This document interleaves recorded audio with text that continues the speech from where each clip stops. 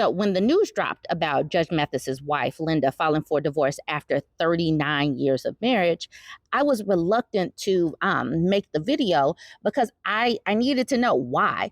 Irreconcilable differences can mean just about anything. So I was like, what is going on? But TMZ caught up with Judge Mathis, and he is like, this is the worst day of my life, and I'm trying to get my wife back. 2024 has been a tough find out season. But if you listen to this man, he knew. She had told him, she communicated what she wanted. She communicated what she expected. And he decided to still go off and do hood rat stuff with his friends. He basically said, I am not worried about or concerned about your feelings on this matter. So let's all watch the video together. How are you today, man? I'm good. How you doing? I'm doing all right. I want to ask... I'm not good, rather. It's the worst days of my life. How about that? Okay, well, I'm sorry to hear that. I wanted to ask you, with news of the separation, how are you holding up? Not holding up very well. I would say the other man, maybe I'll be an example for other men, cautionary tale. Don't neglect your wife.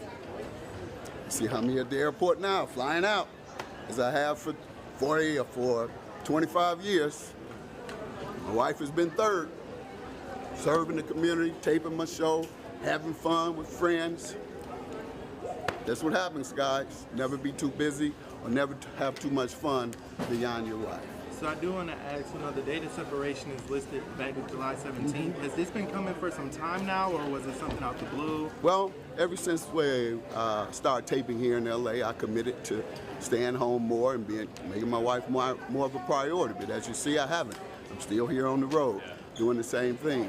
And in terms of going out into another city. But I was gone for 3 weeks. That's what July 17th meant. Would you say you two are in a good place right now, or able to maintain a friendship? Or oh yeah, we're still in the same house and we're maintaining a friendship. And I'm trying to get my wife back. I have to show her that though. Hopefully I can show her while we're there together before, and hopefully she doesn't complete the process. But I'm changing in hopes that she will. I'm gonna get my wife back. How about that? Absolutely. I just wanted to eliminate all them rumors too, that it's something about a baby or even me molesting a child. It's none of that. I've just told you what it is. There were also, kind of some rumors of any infidelity. Did you want to clear that up at all? You say it's solely neglect. Well, neglect can create suspicion, certainly. And if you're gone as much as I am, you have every right to suspect. You go to work, you go serving the community around the country, then you go with your guys to sporting events around the country, you go to other events except without your wife hanging with you and enjoying herself with you. And so, yeah, she would have a right to suspect infidelity. But there was none of that going on. That's not the purpose. That's not the reason for this. So since this was posted on the Twitter, let's see what they are saying. Let's get their reaction. Now, Snapping Necks and Cashing Checks says tough. But Sugar Honey Iced Tea says he answered that infidelity question interestingly. And he actually really did. You've got to listen to how he really kind of tiptoes around the question, how he dances around the question. Really listen to how he answers this question. He didn't just come out and say, no, I did not cheat on my wife. He did not say that. He answered a whole lot of other stuff that was not posed in that question. Did you want to clear that up at all? You say it's solely neglect. Well, neglect can create suspicion, certainly. And if you're gone as much as I am, you have every right to suspect. You go to work, you go serving the community around the country, then you go with your guys to sporting events around the country, you go to other events except without your wife hanging with you and enjoying herself with you. And so, yeah, she would have a right to suspect infidelity. But there was none of that going on. That's not the purpose. To the point where that person was talking about how he danced around that infidelity question. Dee says, came here for this. Tony is laughing, crying. Tiff Talk says, you caught that too? He ain't say no infidelity. He says that's not the purpose for this. So it's probably been some infidelity in the past, but 39 years is a long time, so that's not too surprising. Ricardo says, never once said, I didn't cheat. He ain't slick though. Kendall Roy says he did everything but answer the question. It was art.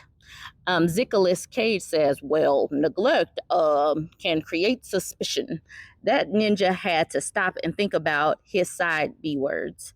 Cozier says, thought I was the only one that caught that. He said, it ain't got nothing to do with this.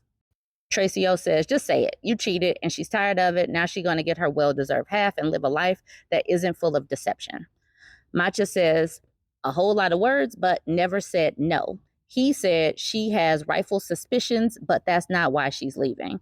Bay Area Latina says, exactly. You know he was cheating. He probably just thinks his wife wouldn't leave him for that reason alone. All right, this person says, if your wife is divorcing you after 39 years of marriage, you're not getting her back, Unc. She's over it. She's truly done. She ain't coming back home or letting you back in the crib. It's done. LeVar Burton's future wife says, I feel like it's the opposite. When you're together that long and still in the same house, I definitely think there's a chance this was her giving him a wake-up call. I needed to get to this one. Mr. Pan says, nah, she's just going through menopause and losing her mind. She'll be back. These men really reduce women's choices down to hormones or going through changes. It's never because of the man. They got to always just make women the irrational one, when out of Judge Mathis's own mouth, he wasn't making her a priority. It's just that some of these men never really think that she will get put up with it enough. Like, she's finally up to here and now she's finally leaving. These men never really think that it's going to get to that point. Then finally, I wanted to get to this person, Apex Tweets. When did black men become such cucks, bro? Bro, you're a famous judge. Go get a younger woman and live life. Like, they know that younger women are probably out there for the power, the prestige, the money, the lifestyle, or whatever, but they are actively pushing people in that direction. Why is that? They get so irritated when women only want you for your money, but still, that is part of their talking points. These people's talking points makes as much sense as listening to a toddler wanting to make decisions about dinner.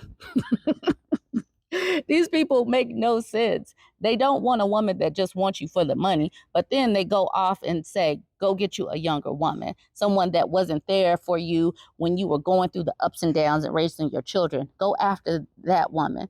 Being the old man in the club is not a good look. It's not a good look at all. You look desperate wearing that old time tracksuit with a chain, got your granddad sneakers on. Absolutely not. Why do these people think that old men should be chasing after young women? Paul in 71 says, actually, weak men would just walk away. You try to save your marriage if possible. There's nothing undignified about that. Effie says, so many of you lack common sense and foresight. He is a 64-year-old man. The streets are ghetto for the young. Why would a man of that age want to chase young girls? This is how you people end up in retirement homes, not being smart with who to age with. Alonzo said, they've been together for 40 years. You don't want a young girl who doesn't actually like you for you, just like you for your money. But that's what Apex said he should go do. Just go get you a younger one. Just go pay for it, basically. It's been a very long find out season. It really started at the end of last year and is pushing well into being this whole year. People getting blindsided because you're not really blindsided if somebody has told you the issues. But if you are not truly being in a relationship where you are loving someone the way they are loving you, where you're not pouring into your spouse the way you're pouring into your friends, this is what could happen. Judge Mathis says he wants to serve as a cautionary tale. And these men should look at what is happening, because women are not sticking and staying. Why would they? Especially if they have the means to do so.